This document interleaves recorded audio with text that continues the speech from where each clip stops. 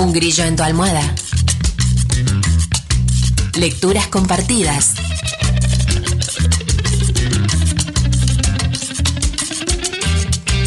Cuatro labios leen mejor que dos.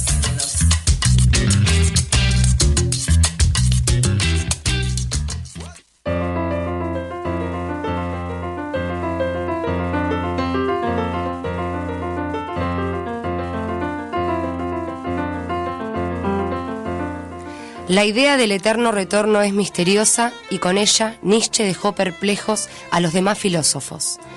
Pensar que alguna vez haya de repetirse todo tal como lo hemos vivido ya y que incluso esa repetición haya de repetirse hasta el infinito. ¿Qué quiere decir ese mito demencial? El mito del eterno retorno viene a decir, por negationem, que una vida que desaparece de una vez para siempre, que no retorna, es como una sombra, carece de peso, está muerta de antemano, y si ha sido horrorosa, bella, elevada, ese horror, esa elevación o esa belleza, nada significan. No es necesario que los tengamos en cuenta, igual que una guerra entre dos estados africanos en el siglo XIV que no cambió en nada la faz de la tierra, aunque en ella murieran, en medio de indecibles padecimientos, 300.000 negros. ¿Cambia en algo la guerra entre dos estados africanos si se repite incontables veces en un eterno retorno? Cambia. Se convierte en un bloque que sobresale y perdura, y su estupidez será irreparable. Si la Revolución Francesa tuviera que repetirse eternamente, la historiografía francesa estaría menos orgullosa de Robespierre. Pero dado que habla de algo que ya no volverá a ocurrir, los años sangrientos se convierten en meras palabras, en teorías, en discusiones, se vuelven más ligeros que una pluma, no dan miedo. Hay una diferencia infinita entre el Robespierre que apareció solo una vez en la historia y un Robespierre que volviera eternamente a cortarle la cabeza a los franceses. Digamos, por tanto, que la idea del eterno retorno significa cierta perspectiva desde la cual las cosas aparecen de un modo distinto a como las conocemos. Aparecen sin la circunstancia atenuante de su fugacidad. Esta circunstancia atenuante es la que nos impide pronunciar condena alguna. ¿Cómo es posible condenar algo fugaz? El crepúsculo de la desesperación lo baña todo con la magia de la nostalgia. Todo, incluida la guillotina. No hace mucho me sorprendí a mí mismo con una sensación increíble. Estaba hojeando un libro sobre Hitler y al ver algunas de las fotografías me emocioné. Me habían recordado al tiempo de mi infancia. La viví durante la guerra. Algunos de mis parientes murieron en los campos de concentración de Hitler. Pero ¿qué era su muerte en comparación con el hecho de que las fotografías de Hitler me habían recordado un tiempo pasado de mi vida, un tiempo que no volverá? Esta reconciliación con Hitler demuestra la profunda perversión moral que va unida a un mundo basado esencialmente en la inexistencia del retorno, porque en ese mundo todo está perdonado de antemano y por tanto todo cínicamente permitido. Si cada uno de los instantes de nuestra vida se va a repetir infinitas veces, estamos clavados a la eternidad como Jesucristo a la cruz. La imagen es terrible. En el mundo del eterno retorno descansa sobre cada gesto el peso de una insoportable responsabilidad. Ese es el motivo por el cual Nietzsche llamó a la idea del eterno retorno la carga más pesada. Pero si el eterno retorno es la carga más pesada, entonces nuestras vidas pueden aparecer sobre ese telón de fondo en toda su maravillosa levedad. ¿Pero es de verdad terrible el peso y maravillosa la levedad? La carga más pesada nos destroza, somos derribados por ella, nos aplasta contra la tierra. Pero en la poesía amatoria de todas las épocas la mujer desea cargar con el peso del cuerpo del hombre. La carga más pesada es por lo tanto a la vez la imagen de la más intensa plenitud de la vida. Cuanto más pesada sea la carga, más a ras de tierra estará nuestra vida, más real y verdadera será. Por el contrario, la ausencia absoluta de carga hace que el hombre se vuelva más ligero que el aire, vuela hacia lo alto, se distancie de la tierra, de su ser terreno, que sea real solo a medias y sus movimientos sean tan libres como insignificantes. Entonces, ¿qué hemos de elegir? ¿El peso o la levedad? Este fue el interrogante que se planteó Parménides en el siglo VI a.C. A su juicio, todo el mundo estaba dividido en principios contradictorios: luz, oscuridad, sutil, tosco, calor, frío, ser, no ser.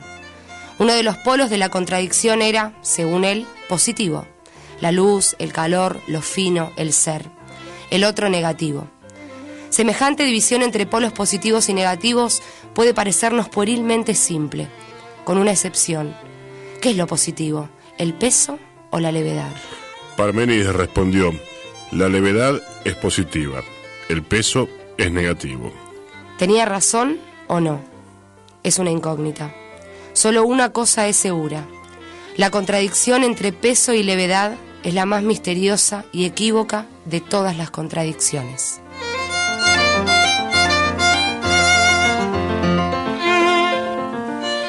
Estamos con Vero Iglesias compartiendo lecturas en la jornada de hoy. Buenas tardes, gracias por venir. ¿Cómo Buenas estás? tardes, muy feliz de estar acá en uno de mis programas favoritos, tengo que decir. Bueno, muchas gracias.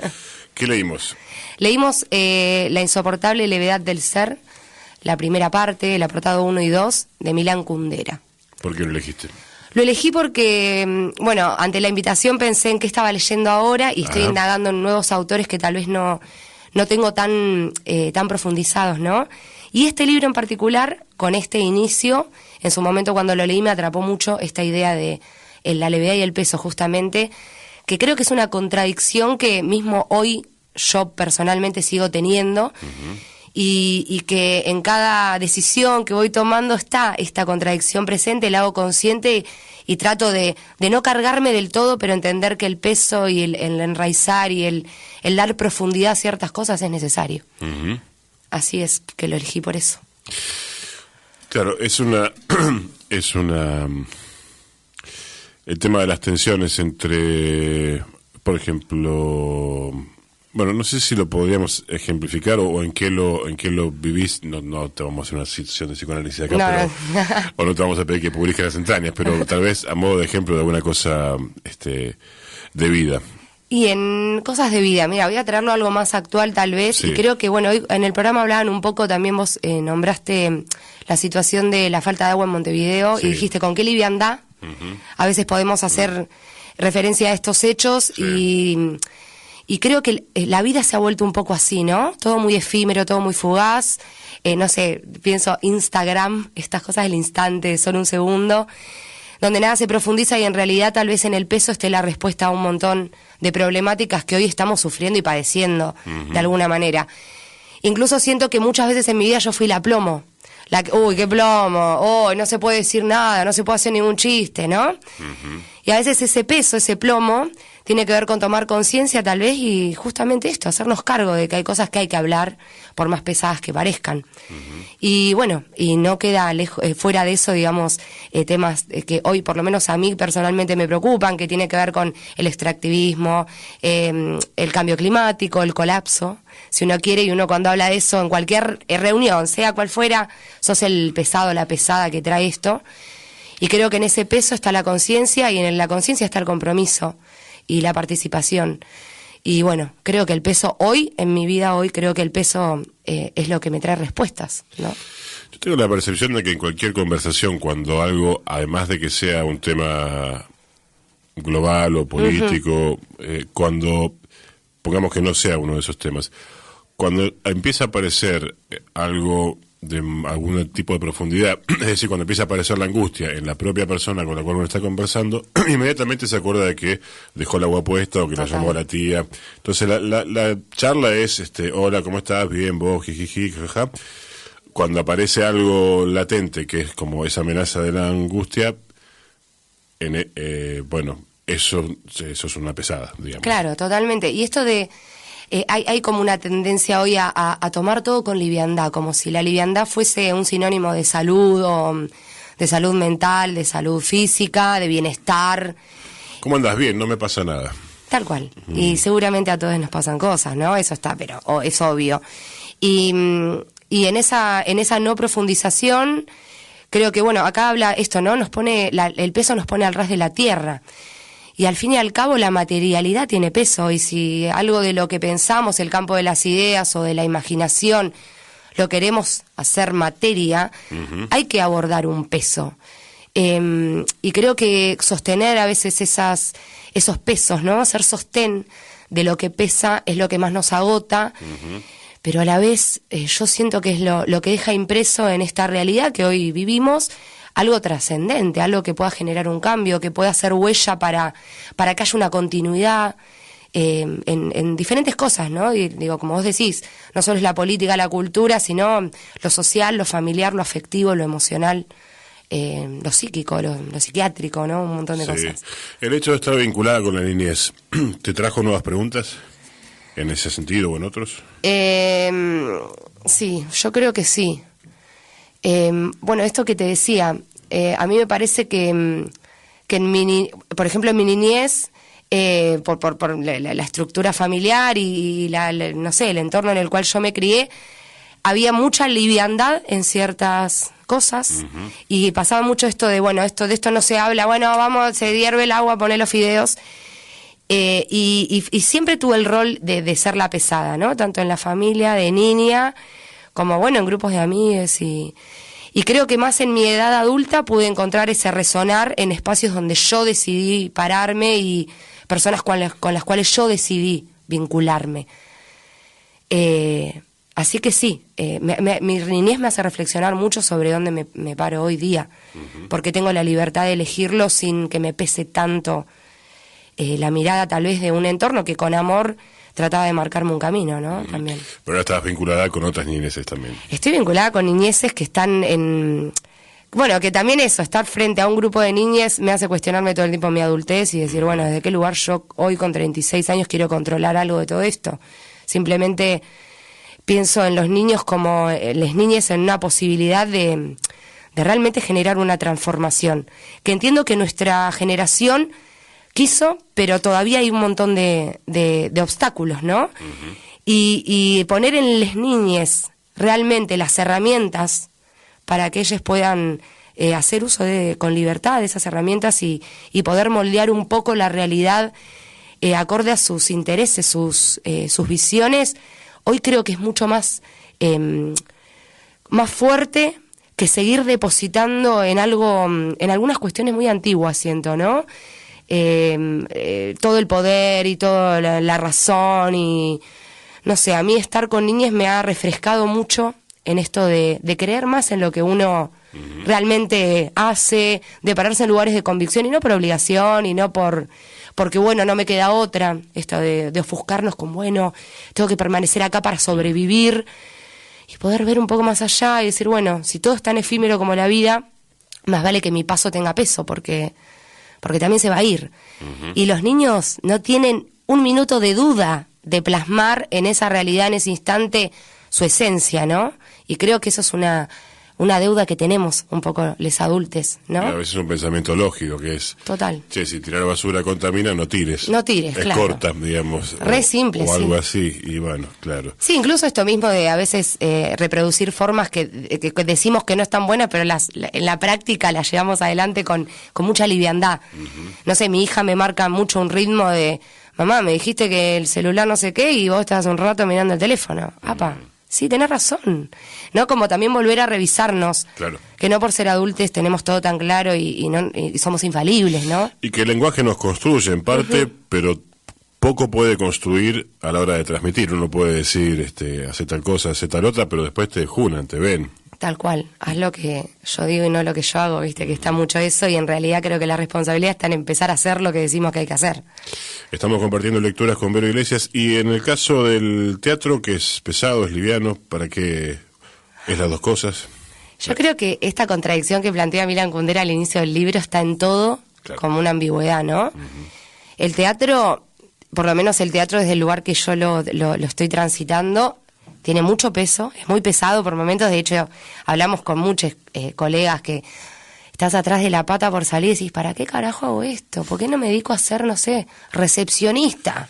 Sí. Que ya está, que no tiqui tiqui Y sobre todo cuando uno hace teatro parado desde un lugar de convicción y que querés hacer teatro para decir eso que sentís que tiene que ser dicho, y genera un peso porque, bueno, te estás exponiendo, ¿no? Cuando uno hace teatro con ideas, cuando uno hace teatro y habla de política, de economía, de clases.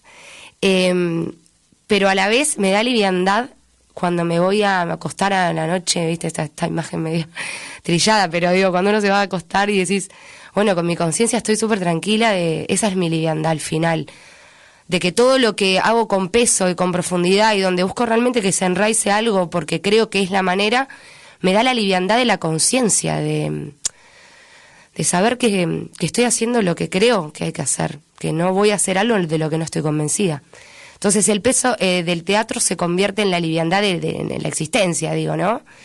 Y tiene peso para todo, porque en definitiva después, si lo vemos más allá de lo personal, el teatro socialmente, políticamente, en toda la historia de la humanidad, tiene peso. Tiene peso porque dice, tiene peso porque también empodera a un sector, que si se quiere, un sector trabajador, que es el sector de la cultura, donde también tenemos potestad y podemos decir lo que queremos decir.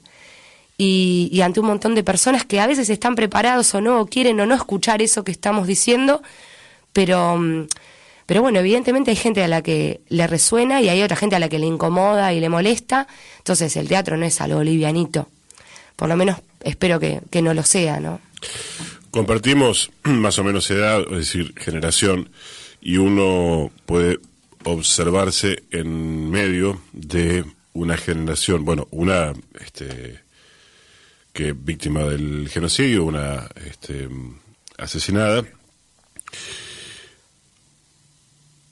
sobrevivientes que tienen una mirada desde lo afectivo más dura del mundo y desde lo ideológico quienes no han claudicado, una mirada con la que uno puede coincidir o mayoritariamente, y me refiero a los de 60 y pico, 70 y pico,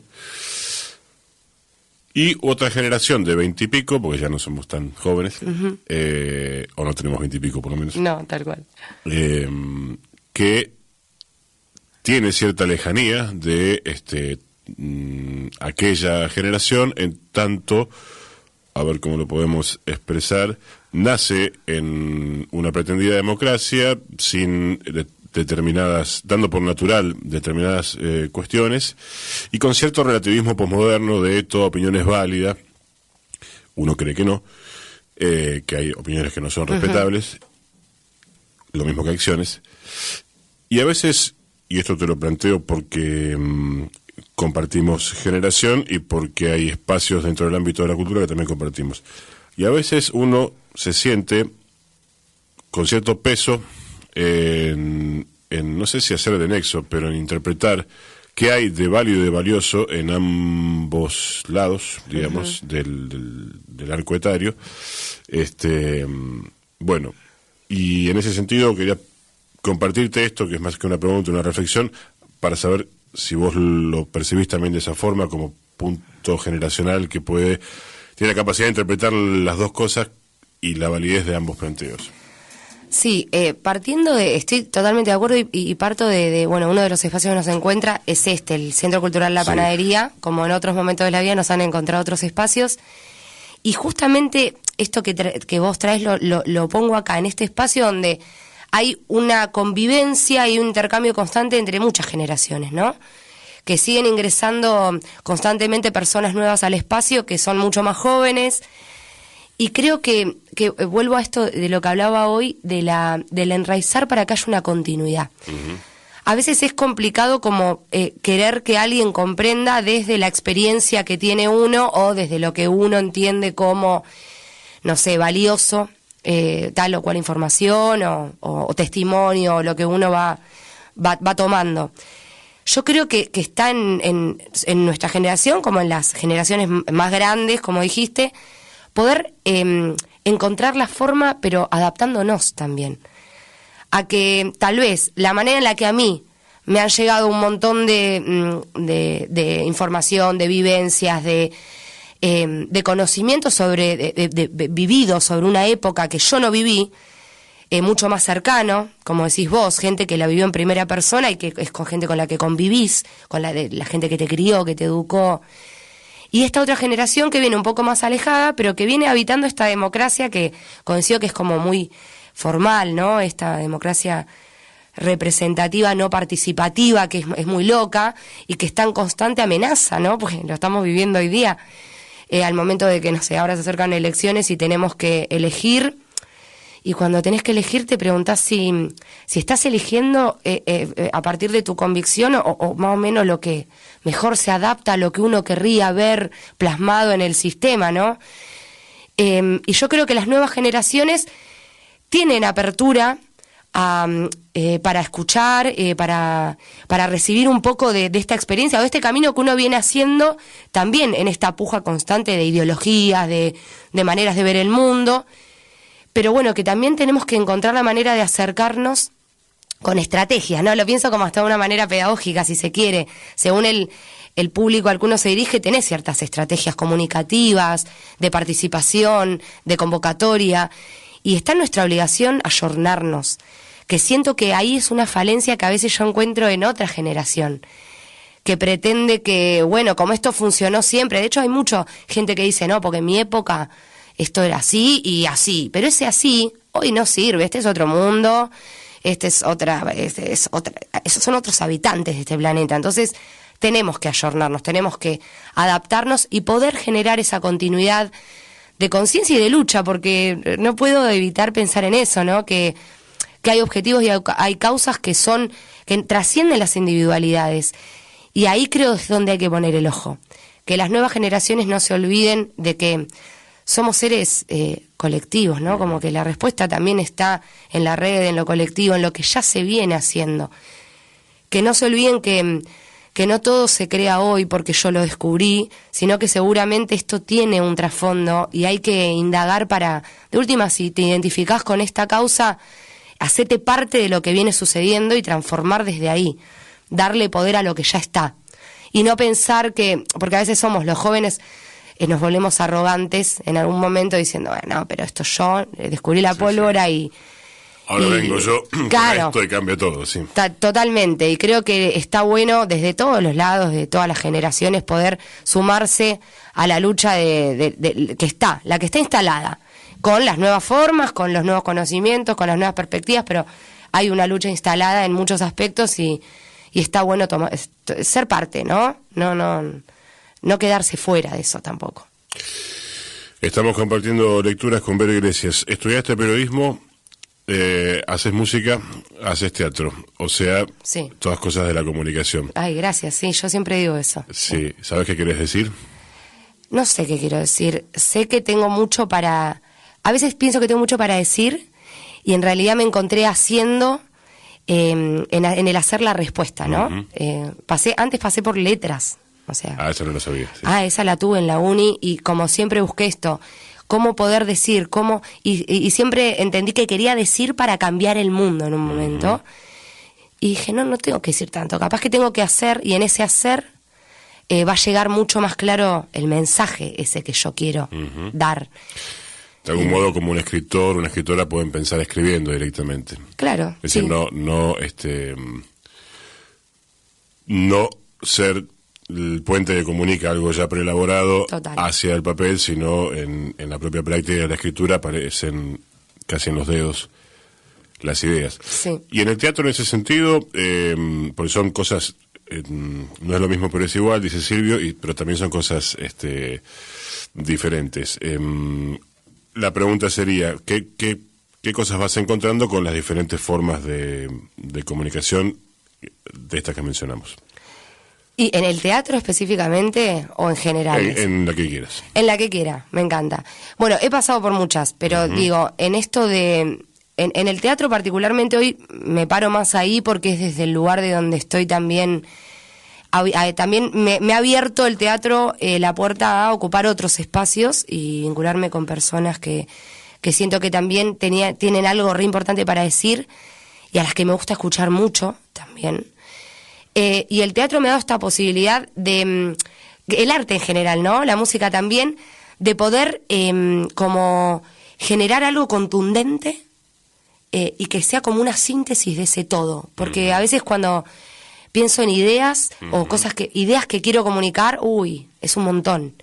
Y encontrar la contundencia a través del arte para comunicar, para mí fue un hallazgo maravilloso. Luego de recibirme de periodista, de tratar de comunicar a través del periodismo, a mí en un momento me generó mucha angustia. Ajá, ¿por qué?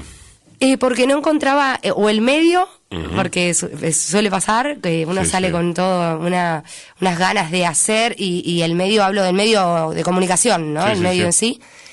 Y cuando encontraba el medio y sentía que era por ahí, tenía un límite de palabras, un límite de expresiones, un límite de todo, ¿no?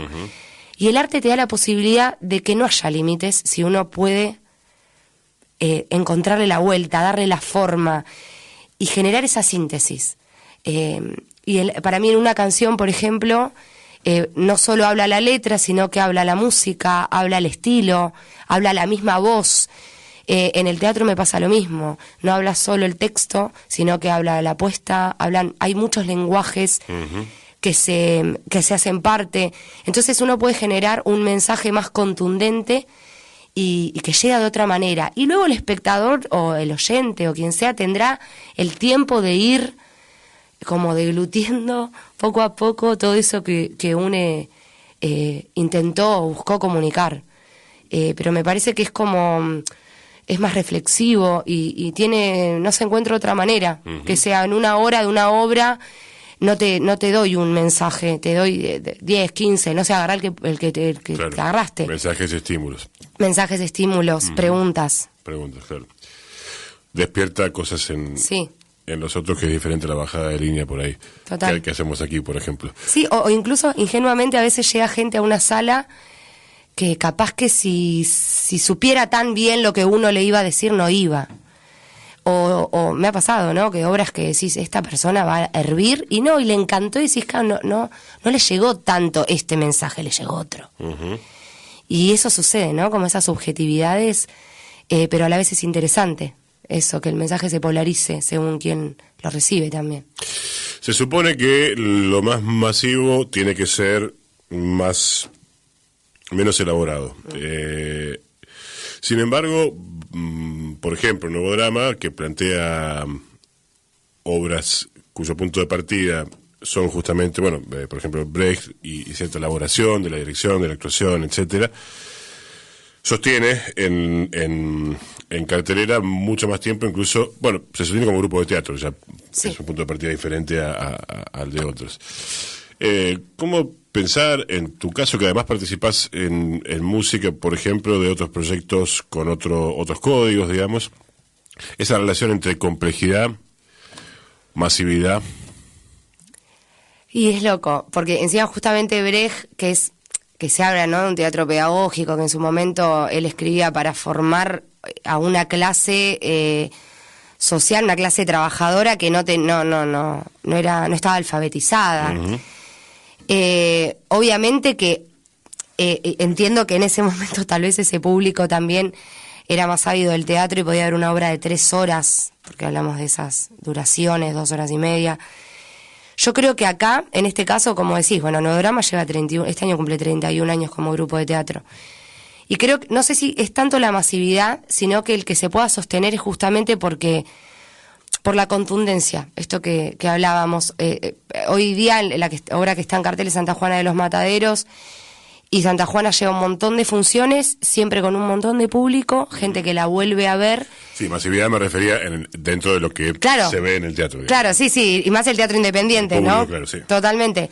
Y entiendo eso como, puede ser muy complejo el tema del que se habla en esa obra, pero a la vez se busca que sea entendible, que te puedas llevar la información para que, esto que digo, ¿no? Después seguramente uno sigue pensando en lo que vio, en lo que escuchó, pero me parece importante no volvernos, no subestimar a la gente tampoco, ¿no? Como no subestimar al público pensando que te tengo que poner chanchitos de colores para que vos entiendas de lo que te estoy hablando, porque la información, por el mundo en el que vivimos, donde estamos sobreinformados, que hasta a veces de una desinformación total, hay conceptos que están en el aire, pero que están. Entonces creo que también parte de la decisión de la persona que va a ver, en este caso una obra de teatro, decir, voy a ver algo y quiero entender algo y quiero llevarme algo, o no. Y en el caso de Nuevo Drama, siento que justamente siempre es un grupo que siempre se paró a decir algo en lo que está creyendo y de lo que está convencido. Entonces, también yo siento que el mensaje va como una flecha directa donde quiere ir, porque no estamos en un gris, es directo. Y eso genera o muchas simpatías o antipatías, pero en definitiva genera como un movimiento, ¿no? Genera algo que la gente se va hablando de eso que vio. Y eso es lo más maravilloso también, ¿no? Que la gente pueda hablar entre personas sobre esto que vimos y que eso que vimos nos genere diferencias, discusiones, reflexiones, cuestionamientos, preguntas. Pero creo que eso es lo que hace que esté vivo en el tiempo un grupo como Nuevo Drama, ¿no? Que no se agota, porque en realidad las temáticas que abordamos desde el teatro tampoco están agotadas, sino que al contrario, cada vez están más vivas, y eso es lo loco, ¿no? Porque encima estamos justamente en este ejemplo, sí. Es una obra que se escribió hace 100 años casi, y decís, bueno, tremendo. Pero bueno, evidentemente hay que seguir hablando de esas cosas. Yo tendría que decir, a partir de cómo empezó esta entrevista, que espero que te haya resultado muy pesada. Sí, por suerte fue así, muy pesada. Muchas gracias por venir. Y creo que el otro día me comentaste, nos cruzamos acá en la panadería, algo respecto de la cancioncita del Grillo. Creo que hay una personita que le gusta, se la podríamos dedicar, la de cierre. Se la vamos a dedicar, por favor, porque seguro que está escuchando en casa. Suena de 12 a 2 todos los días, Un Grillo en tu almohada, y mi hija Morita la canta hermoso. Se los voy a mandar grabado para que despidan esta temporada con ese audio, porque es mortal. Bueno, para Mora entonces va esto, y gracias a vos, Vero, por venir. Gracias a ustedes. Verónica Iglesias pasó por Lecturas Compartidas.